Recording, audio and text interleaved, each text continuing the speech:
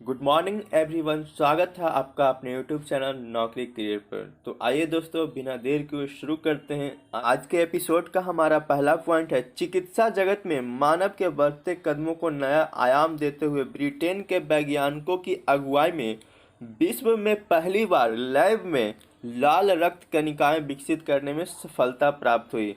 चलते हैं हम अपने अगले पॉइंट की ओर। हमारा अगला पॉइंट है आर्टिमस 1 मिशन।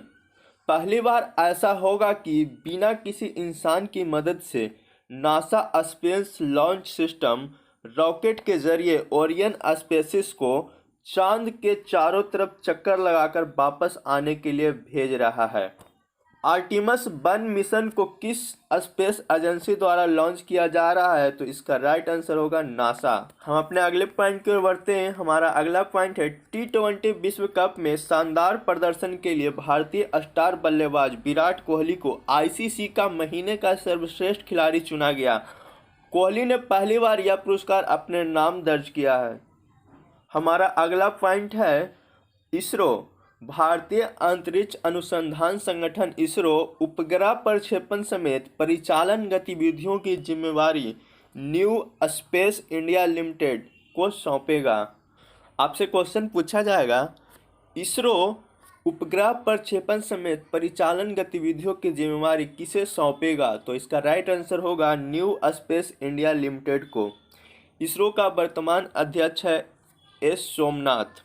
चलते हैं हम अपने अगले पॉइंट की ओर। हमारा अगला पॉइंट है, प्रधानमंत्री नरेंद्र मोदी ने हाल ही में केंद्रीय सतर्कता आयोग के सतर्कता जागरूकता सप्ताह के दौरान शिकायत प्रबंधन प्रणाली की शुरुआत किया है। कौन से प्रणाली की शुरुआत किया? तो नाम याद रखिएगा, शिकायत प्रबंधन प्रणाली की शुरुआत।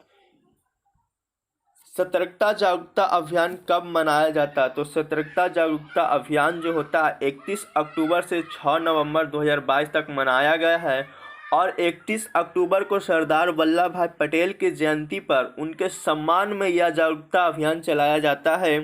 सीबीसी यानी कि केंद्रीय सतर्कता आयोग, सीबीसी का फुल फॉर्म होता है केंद्रीय सतर्कता आयोग।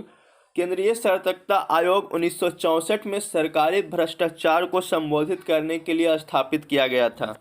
आपसे क्वेश्चन पूछा जाएगा, हाल ही में सीबीसी द्वारा सतर्कता जागरूकता सप्ताह का आयोजन कहाँ किया गया? तो उसका राइट आंसर होगा दिल्ली।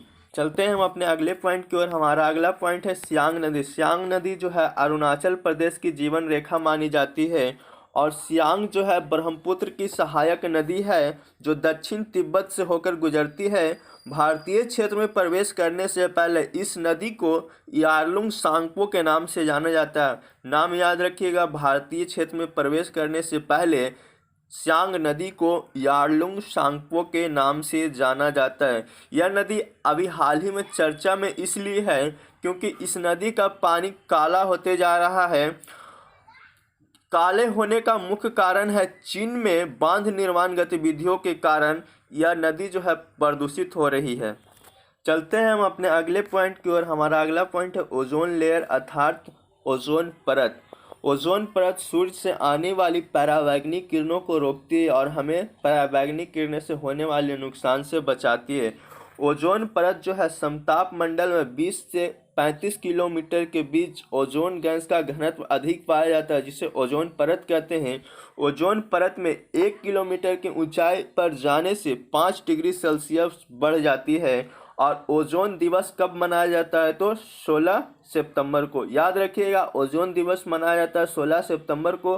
और ओजोन परत में 1 किलोमीटर की ऊंचाई पर जाने से वहाँ की टेम्परेचर जो है 5 डिग्री सेल्सियस बढ़ जाती है। समताप मंडल में 20 से 35 किलोमीटर के बीच ओजोन गैस का घनत्व अधिक पाया जाता है और वहाँ उस परत को ओजोन परत कहते हैं। हमारा अगला पॉइंट है, सुप्रीम कोर्ट की 5 सदस्यीय पीठ ने 3-2 की बहुमत से संविधान के 103वें संशोधन को वैध ठहराया। यह जो संशोधन है जनवरी 2019 में पारित किया गया था। जस्टिस दिनेश माहेश्वरी, जस्टिस बेला द्विवेदी और जस्टिस एस.बी. पार्डीवाला ने संविधान के 103वें संविधान संशोधन को वैध माना। इन तीनों जजों ने कहा कि इस संशोधन में संविधान का मूल ढांचा प्रभावित नहीं होता है, जबकि जस्टिस एस. रविंद्र भट्ट और चीफ जस्टिस यू ललित ने संशोधन को वैध नहीं मानते हुए फैसला दिया। संविधान के 103वें संविधान संशोधन है क्या, इस पे हम चर्चा करते हैं। 103वें संविधान संशोधन के तहत अनुच्छेद 15 सब क्लोज 6 और अनुच्छेद 16 के सब क्लोज 6 को जोड़ा गया था।